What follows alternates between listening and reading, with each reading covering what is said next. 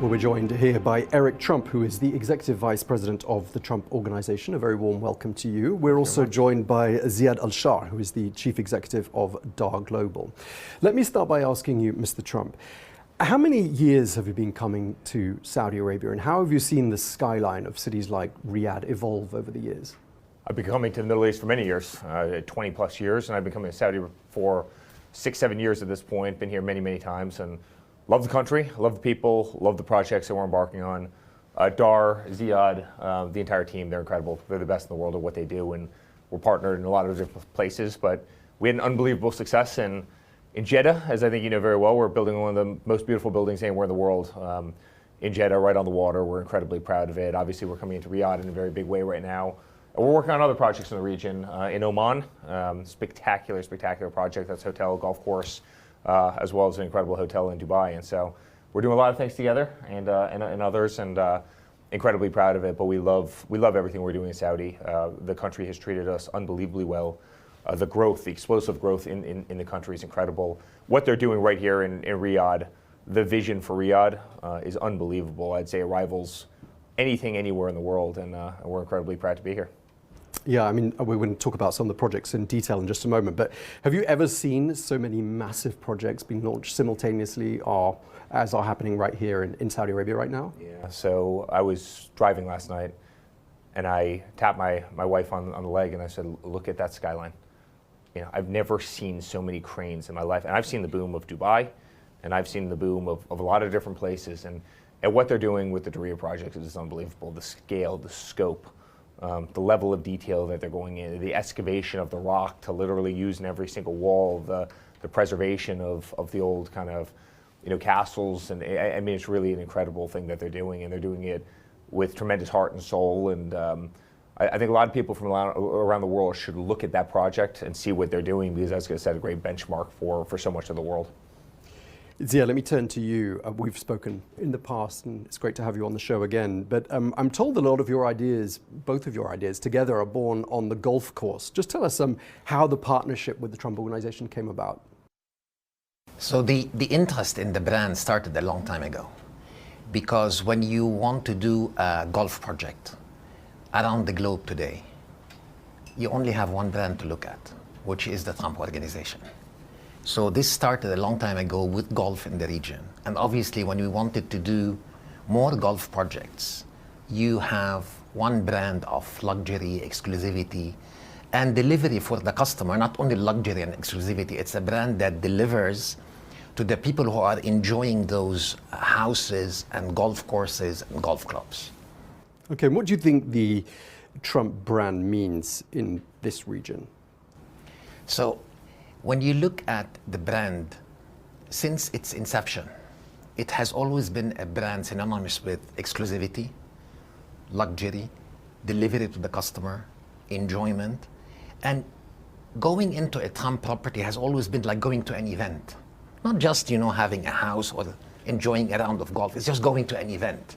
So it's always like an eventful brand that people enjoy.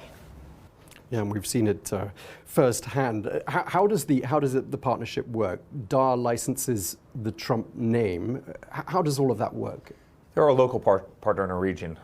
You know, there's markets that we have tremendous expertise in. There's other markets where it's going to be much harder, right? Culturally, language barriers, type of construction, type of zoning, how you absolutely navigate. So it's really important for us to have a local partner in a region. You know, you come into the Middle East, you want to have the strongest company, and DAR is exactly that, and so it works really well. Our architects, our engineers, our interior designers, our sales team, obviously marketing efforts, media efforts, everything is coordinated. I mean, we're effectively one team, and obviously we're going to operate the properties, we're going to run, we're going to manage every aspect of them, we're going to operate the golf courses, we're going to operate the hotels. But it's great to have that institutional boots on the ground knowledge of, you know, who's going to be your best contractor, who's going to be your best, you know, civil engineer, who's the best people to bring this, you know, to life. Because listen, real estate's incredibly local, and so no different than we'd be the best person to do that in a New York or a Miami or a Florida. There's no better company in the world to execute that vision in the Middle East than DAR and Ziad. And Ziad and I have worked together for a long time, a very long time, and I mean it when I say this, the best the most professional, the most fun. That matters to us, right? I mean, we can do every project in the world. We have the option of doing every project in the world, and we're really, really selective on the projects that we undertake. Very, very few. I don't want to be one of the big brands. I don't want to have 14 hotels in every city. I want to have one, and I want that hotel to be the absolute best. I want to have one golf course, and I want it to be the absolute best in every country.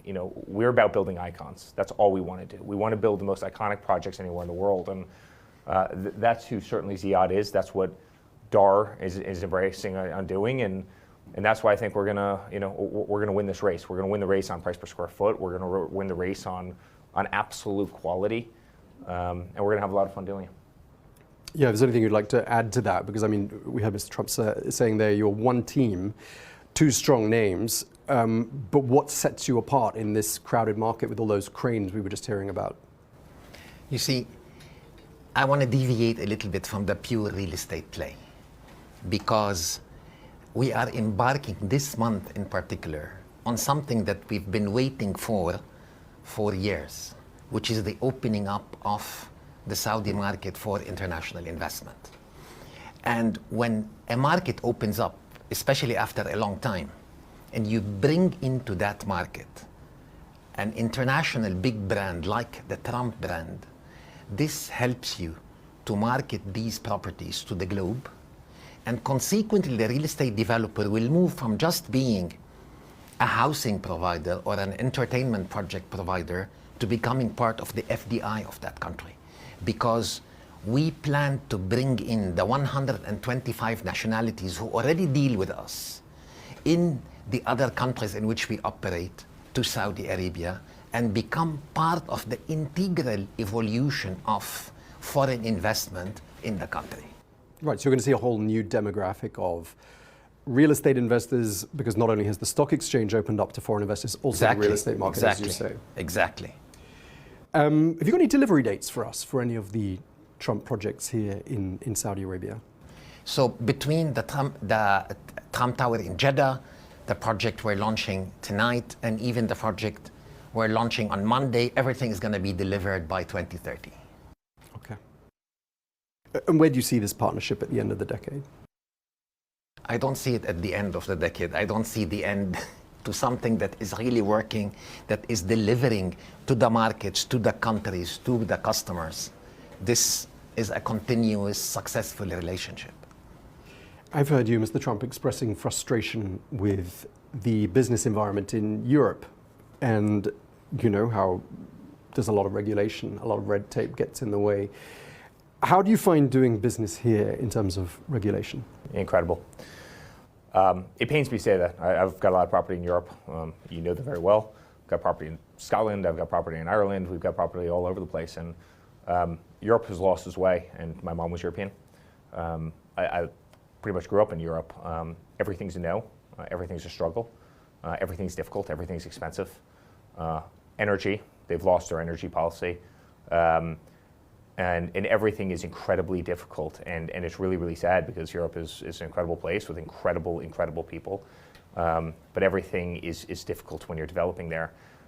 You compare that to the Middle East, you compare that to certainly Saudi Arabia, you compare that to the UAE, you can have a couple people say, yes, that's a beautiful project, that's a smart project, let's get it done. You're not going to have obstructionists that obstruct for no purpose whatsoever, that just don't believe in forward progress. This is a region that looks forward. It doesn't look backward. I think Europe, unfortunately, is a region that so oftentimes looks backward and doesn't look forward.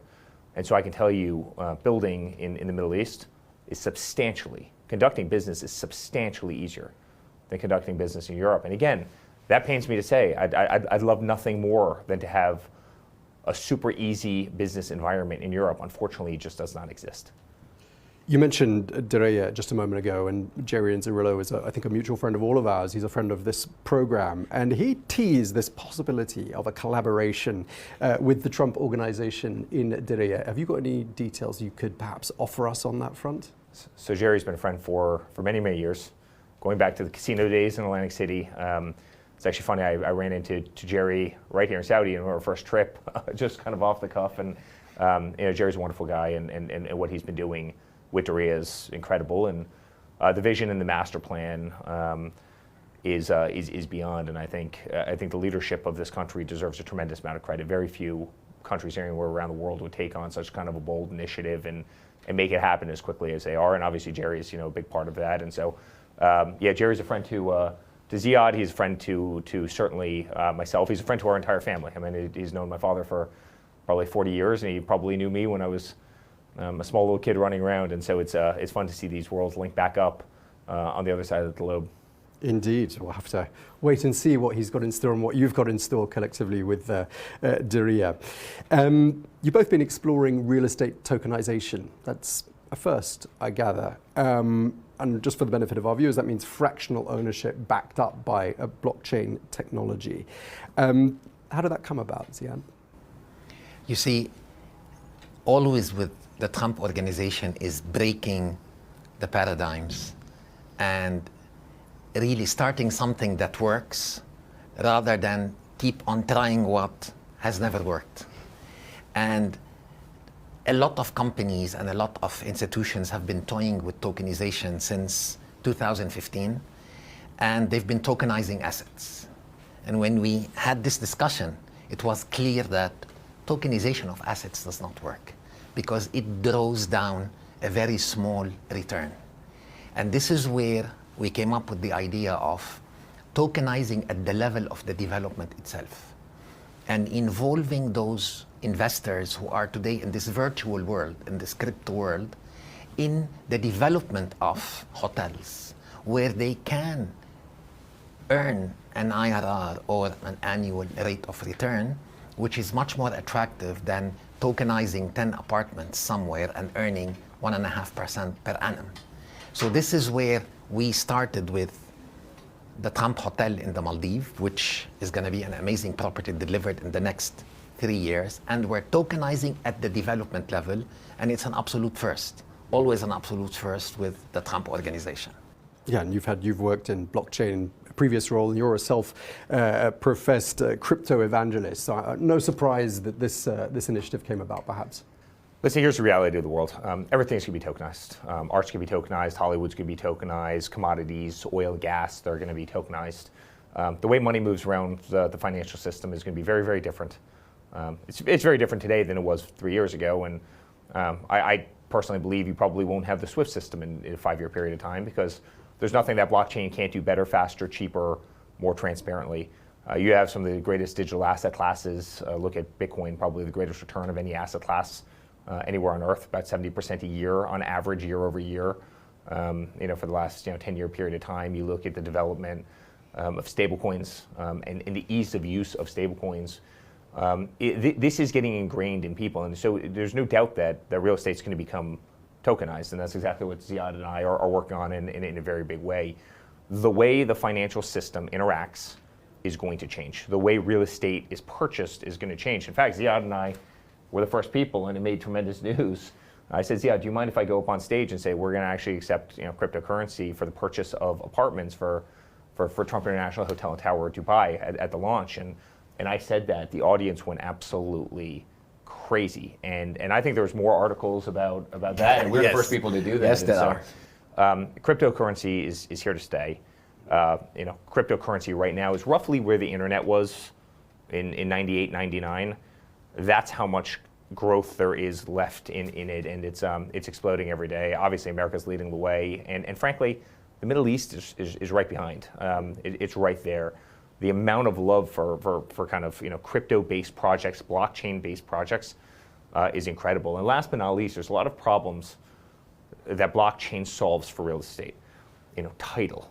Why can't all title, instead of being done in some title office using antiquated paper, why can't that be done vis-a-vis blockchain? The way the actual money's paid, the way brokers is paid. There's a lot of things that blockchain can do to simplify and actually really enhance real estate, and we plan to exploit a lot of those things. Okay, we're coming to the end, and I know you've got no interaction with Washington, and you've described a very large wall that exists between you and that has anything to do with government. 1,500 miles northeast of where we are right now, some major events are taking place on the streets of Tehran. And I wonder what you made of that, and whether you see perhaps a day in which Iran is a market that could be one day perhaps open for the likes of Trump, the Trump Organization, and Dar Global. I would love it. I would love it. You know, I think I can certainly, obviously, I do wall myself off from politics, but I can say that the one thing our family cares about is peace and prosperity around the world. I think my father's been one of the great peacetime presidents. The amount of wars that he's kept the world out of, the amount of wars that he's stopped. He wants peace. He wants prosperity. And it's exactly what this region wants. I know everybody in the UAE. I know everybody in Saudi. I know everybody in Oman, all these countries.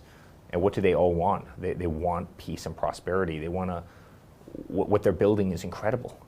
And what's the one threat toward everything that's being built? What's the one threat toward Riyadh? What's the one threat toward, you know, these incredible visions and these incredible dreams and these incredible lifestyles and this economic boom and businesses thriving and children thriving and education thriving? What's the one threat to that?